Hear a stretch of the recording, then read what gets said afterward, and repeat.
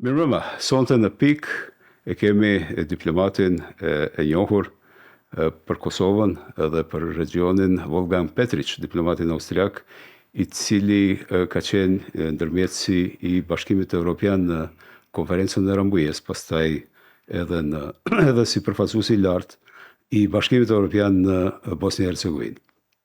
Wolfgang, welcome to the program.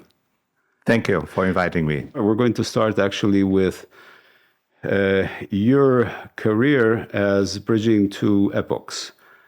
You've started at the Cold War as a young diplomat in New York at the cultural center, the Austrian Cultural Center in New York. You finished your active career in diplomacy somewhere at the end of the Cold War. And now we are in a totally new epoch. What is that epoch? Well, I mean, you remind me when I'm thinking back. Clearly, Kosovo for me is, first of all, very close to my heart, and it was so much also a very important part of my professional work when I started out almost 30 years ago dealing with Kosovo. And I have to tell you, I didn't know a lot about Kosovo before, although I have studied at the University of Vienna Southeastern European history. I've written also about my PhD about the Slovenian topic, but 19th century, but was never so really involved, particularly because I spent most of my professional career either as secretary to the then Federal Chancellor Bruno Kreisky in Vienna, mostly dealing with Middle East. Kreisky was very much involved in the Israeli-Palestinian issue. And then when I was posted in New York for almost 10 years, clearly there were other issues. But in New York, of course, what happened there was the end of the Cold War.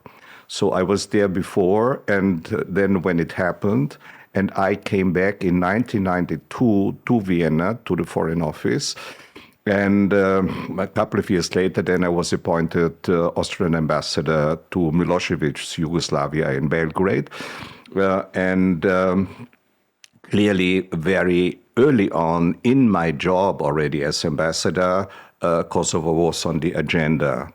And then when the European Union realized that actually they need to do something about it, and the Americans already with Chris Hill were dealing specifically with the expanding issue of Kosovo, so the Europeans said, okay, we also need someone to do, and somehow they came to ask me, and this is how I then started to deal with the Kosovo issue more in depth, so to speak. A lot of what I have learned is actually via Chris Hill.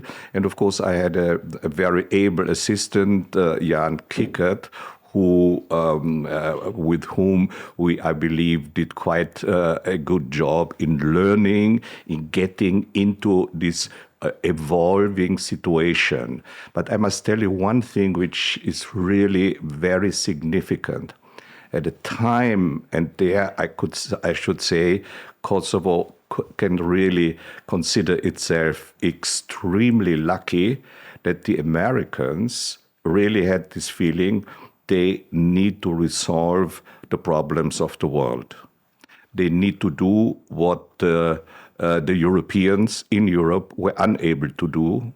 Clearly, these were the wars in former Yugoslavia, the wars of secession that were happening, and Richard Holbrooke and Chris Hill was his assistant.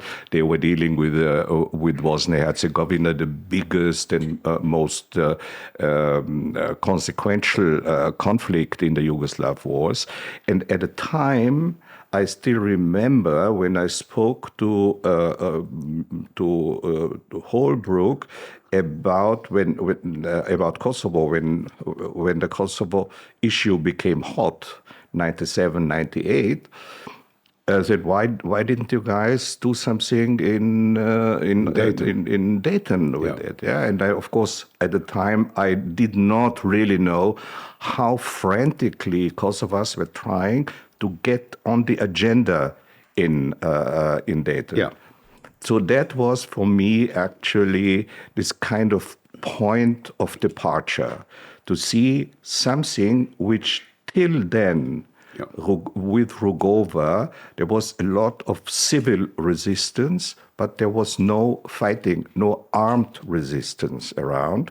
And and then 97, 98, of course, we know, then the war erupted, and all of a sudden the international community was saying, we need to do something. Yeah. So this is, in my opinion, a really missed opportunity. But Dick Holbrook at the time told me, listen, we were so happy that we could get Milosevic in the Bosnia issue actually to agree, so that we simply could not further burden the Dayton negotiations with Kosovo. And I said, well, I understand, but now here we are.